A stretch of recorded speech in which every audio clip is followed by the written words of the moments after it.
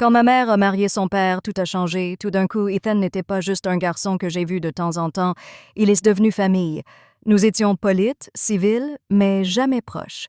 Il était toujours calme, distant et presque trop prudent autour de moi, comme s'il avait peur de croiser une ligne invisible. Nous avons vécu dans la même maison, mais dans différents mondes. J'entendais sa musique à travers les murs en fin de nuit, parfois sa voix basse sur le téléphone, riant doucement, et pour des raisons que je ne pouvais pas expliquer, j'ai écouté plus longtemps que je devais. Ce n'était pas l'attraction.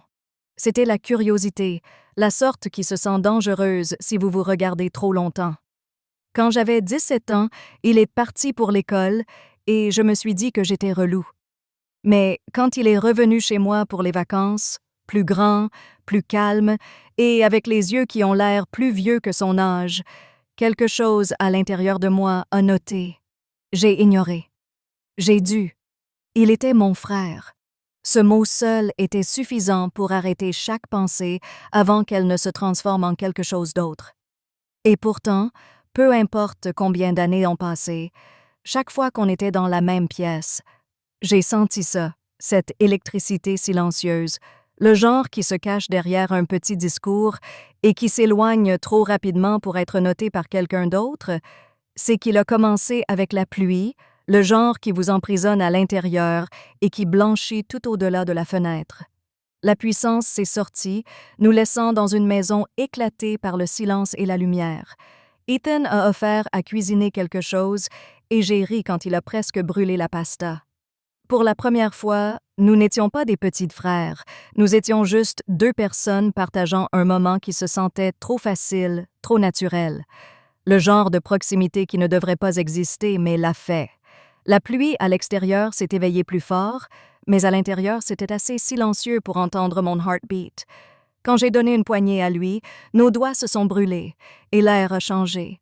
J'ai vu ça dans ses yeux, hésitation, malheur, et quelque chose de plus sombre en dessous. Quand la lumière a brûlé, j'ai flinché, et il a reçu ma main. J'ai dit à moi-même que c'était de la confort, mais la chaleur de son peau m'a dit autrement. Aucun d'entre nous n'a parlé, et cette silence s'est sentie plus forte que les mots. Un regard, un souffle trop proche, et tout ce que j'avais passé des années supprimant s'est terminé. Ses lèvres ont trouvé mon secret, qui avait duré trop longtemps. Pour un instant, le monde a arrêté d'exister, pas de famille, pas de règles, juste nous. Puis, les lumières ont brûlé de retour, et la réalité est retournée, laissant derrière un goût qui nous haïtait tous les deux. La matinée s'est éveillée avec la silence. Je ne pouvais pas regarder lui sans me rappeler le goût de sa bouche sur le mien, la chaleur qui restait en dessous de ma peau. Il a fait un café sans un mot, et j'ai assis à côté de lui en prétendant que tout allait bien, mais nos yeux nous ont trahis. Chaque regard était une confession que aucun d'entre nous n'aurait osé dire. J'ai dit à moi-même que c'était la tempête, une erreur née de l'éloignement, mais ça n'a pas l'air d'être une erreur, ça a l'air inévitable. Il a enfin dit, à peine au-dessus d'un réveil, que ça ne pouvait pas se reprendre. J'ai agi, même si ma tête avait faim de quelque chose qui ressemblait à une perte. Nous avons essayé d'agir de manière normale.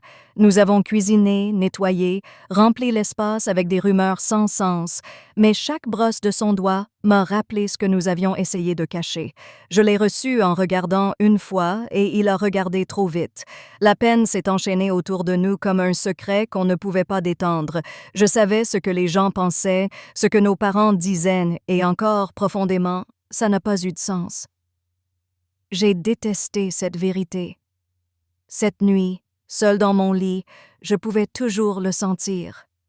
Chaque bout de mon cœur a appelé son nom, et je savais que l'oublier n'était plus possible. Les jours se sont transformés en semaines, et nous avons caché ce qui s'est passé sous la routine et la distance. Il a évité d'être seul avec moi, et j'ai prétendu ne pas le remarquer. Mais chaque fois qu'il s'est passé, j'ai pu sentir la mémoire respirer entre nous. Une nuit, je suis revenue chez lui pour trouver son sac à chaussures près de la porte. Il a dit qu'il avait un travail hors état, sa voix calme, mais ses yeux tremblaient. J'ai voulu demander à lui de rester, de lui dire qu'oublier n'éviterait pas ce que nous avions ressenti, mais mon ventre a refusé de bouger. Il a souri lentement, ce sourire silencieux, un sourire brisé qui dit tout ce que vous ne pouvez pas dire. Quand il m'a embrassé au revoir, j'ai senti la finitude de cela, le genre qui ne s'effondre pas. Des années plus tard, quand nos parents ont célébré leur anniversaire, il était là, se trouvant à travers la salle, plus vieux, plus froid. Nos yeux se sont rencontrés pour une seconde, et dans ce seconde, tout est revenu, la tempête, le baiser, la douleur. Nous avons parlé politement, comme des étrangers qui ont une fois partagé un secret qu'ils ne peuvent jamais dire. Avant de partir, il m'a regardé et m'a dit doucement « J'espère que tu es heureux ». J'ai souri, mais mon ventre n'a pas bougé. Certaines choses ne finissent pas en flammes, elles finissent en silence, comme une blessure qui n'est jamais vraiment répandue.